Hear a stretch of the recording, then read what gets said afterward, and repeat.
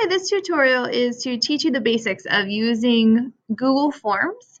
I love using Google Forms in my classroom to get quick feedback from students. You can use it as a quiz.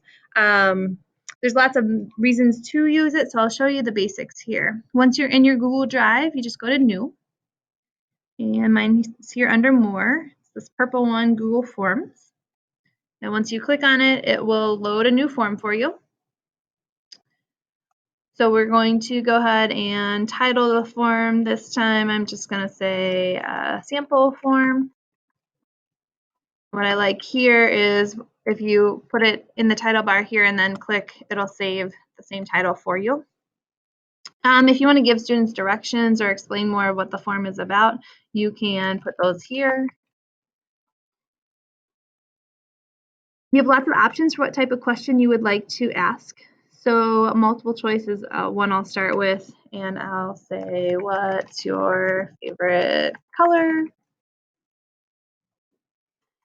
Red, green, blue, or yellow. You can also add, if you notice now, as this is popping up, you can add pictures to go along with each choice if you want to. You can add another option or add another option. One of my favorite features here is making it a required question so that students would not be able to turn in this form, especially if it is a quiz. They can't turn in the assignment before answering every one of those questions. If you have very similar questions, you can also come here, and this is going to be our duplicate question. So we could say, what's your favorite color? I still have all the same settings from before. It's still a required question, and I still have the same choices as before. If I want to add another question, I'm adding a new question here. Again, I have different types. I can do check boxes where they can check as many as apply. A drop-down menu, sometimes I'll use that for like the periods. So sometimes my first questions are, what is your name and what class period are you in? And here they'd be able to select first period, second period, however many classes that you have. Again, I would make this a required question.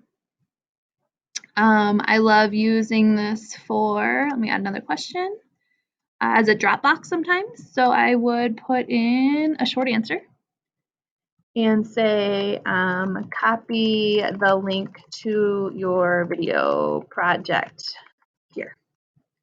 And then they would be able to paste it, again, making it a required question.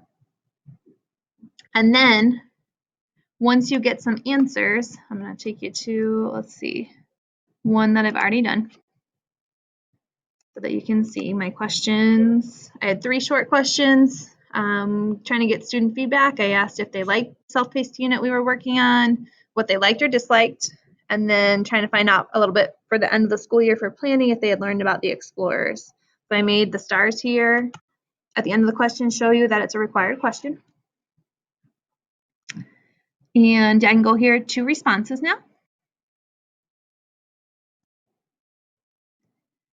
I had, and I'll show you how to do this, I had it automatically collect their email addresses, but you could add a separate question if you want for their names, or if you want it anonymous, you can have it anonymous. It defaults to being an anonymous response. What I love here is the response. I see right away the students have taken the survey, and I know that about 90% of my students enjoyed the way that this unit was set up. And then I can go into more detail and see what their specific comments are here. So this was a short answer question. And then again, I just had another multiple choice. This was a yes or no. Same kind of thing would be for a true false of looking at whether or not they studied the explorers before. You can also create a spreadsheet from it. So now this is where, like, if I wanted to go back to those video links, if I had students submit video links, I would have this spreadsheet with every single one of their video links here. So it's a great Dropbox for something like a video assignment. Going back, I want to show you how to If you want to change your colors or add a specific background, you can do that here. So I will just change it to blue so you can just see that it's changing.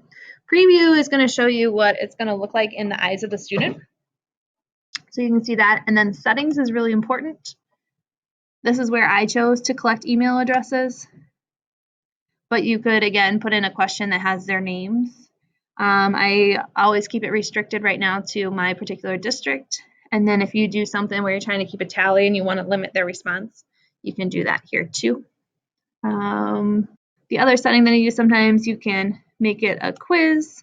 And then if it's a true, false, or a multiple choice question, you can set on the auto grading. But that's a little more detailed than I think we need right now. So I'm just going to automatically collect that email address. I'm going to keep it restricted to just my students here in my school, and I'm going to limit their responses to 1 apiece. So I can save. Once students start responding, then I'll be able to click here and I'll be able to see their responses. This one's going to give me pie graphs right away. I can still see the information in the spreadsheet if I choose to. This again, they would have a checkbox so they can select which period they're in, and I can preview that of what it would look like for them. So they can come down and just check that they're in my first period, and then they could copy and paste their link here and submit their form. So I'm actually just going to take this, Control C, paste it, Control V, and make me answer the other question. So I'm going to say my favorite color is blue. My next favorite color is red. I've now answered every question, so I can submit. And then now you can see here on your copy that there is 1 response. So we can see what that looks like. Got it.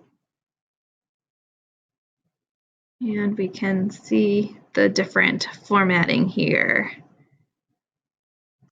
And here's the link. So that's a little bit about how to use a Google form and a few of the ways that I sometimes use Google Forms in my classroom.